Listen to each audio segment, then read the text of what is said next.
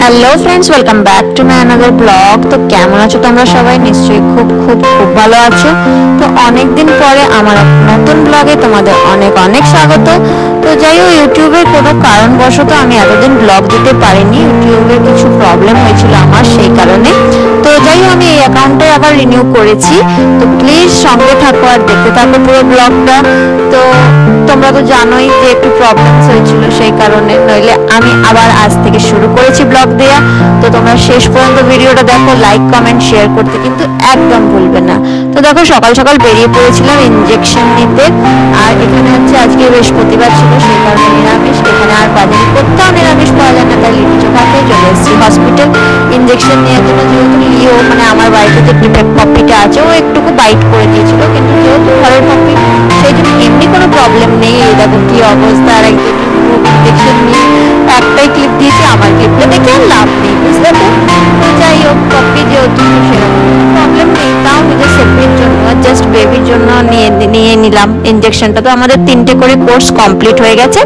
বাচ্চাদের total 4টে course দেওয়া হয় ডগ বাইটের জন্য, আর বড়দের হচ্ছে 5টা করে কোর্স। তো আমারও 3টে হয়ে গেছে, আমার বড় ছেলেরও 3টে কোর্স কমপ্লিট, ওর একটা বাকি আছে।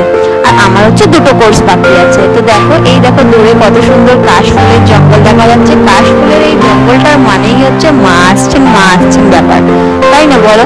এই কাশফুলটা দেখে যা সুন্দর, মনের একটা ভেতরে আনন্দ জেগে ওঠে। আর ওয়েদারটাও ছিল জাস্ট অপূর্ব। টিপটাপ করে বৃষ্টি পড়ছিল, কিন্তু সেটা কোনো ব্যাপার নয়। যেহেতু আমি ব্যাক সিটে বসেছিলাম, সেই জন্য আমাকে অতটা বুঝতে পারিনি বৃষ্টিটা। কিন্তু যে বাইক চালাচ্ছিল, যে পুরোপুরি জামাকাপড়টা ভিজে গেছিল, মানে আমার হাজবেন্ড। তো যাই হোক, এই যে ওয়েস্ট বেঙ্গল ঢুকে গেছি। ট্রাফিক তো জানোই ওয়েস্ট বেঙ্গলে। তো সেই কারণে দেখো কেমন, কত গাড়িও নেই, কিন্তু রেড লাইট লাগিয়ে জ্বালিয়ে রেখে দিয়েছে। যেহেতু ট্রাফিক, সেহেতু তো মানতেই হবে, কিছু করার নেই।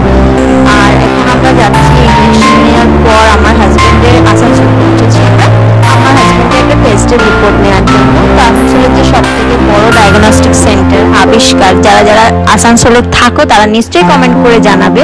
আর এই যে ব্রিজটা, কিছুদিন আগে যা বৃষ্টি হয়েছিল, সেই বৃষ্টির পরে এই ব্রিজটা পুরোপুরি ডুবে গেছিল। অনেকদিন, 2 দিন মতো বন্ধ ছিল এই ব্রিজ টাইপের জিনিসটা।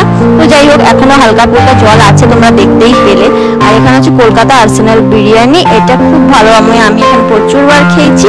তোমরা যারা যারা আসানসোলে থাকো তারা খেয়েছো কিনা নিশ্চয়ই কমেন্ট করে জানাবে। এই যে পৌঁছে গেছিলাম আবিষ্কার ডায়াগনস্টিক সেন্টারে। তো টিপটাপ বৃষ্টি পড়ার কারণে আমি আর আমার ছোট ছেলেও একটু ভিজে গেছিলাম। প্রেসক্রিপশন হাতে নিয়ে লাইনে দাঁড়িয়ে পড়েছি। আর আমার হাজবেন্ড যেহেতু পুরোটাই ভিজে গেছিল, সেজন্য ওকে একটা ওয়াইপস দিলাম। ওয়াইপস দিয়ে বললাম তুমি নিজের মুখটা একটু ক্লিন করে নাও। তো ওই লাইনে দাঁড়িয়ে মুখটা ক্লিন করছিল। তারপরে দেখি কত লেট হয়, প্রেসক্রিপশন দেখবে। আমার ফুল পেমেন্ট করা ছিল, সেই জন্য তাড়াতাড়ি পেয়ে গেছি। এখানে রিপোর্ট পেয়ে আমার হাজবেন্ড পুরো চলতে লেগেছে। আমি বলছিলাম আমার খুব খিদে পেয়েছে। আর রাস্তায় বেরোলে ফুচকা দেখলে একটা আলাদাই টান লাগে। তো যাই হোক, ফুচকা দেখেই দাঁড়িয়ে পড়েছি। তো ব্লগটা কিন্তু শেষ পর্যন্ত দেখো, আর প্লিজ সঙ্গে থাকো আর দেখতে থাকো। নেক্সট ব্লগের জন্য অপেক্ষা করো। তো আজকের ব্লগটা এতটাই। সবাই ভালো থেকো, সুস্থ থেকো। Tata, bye bye.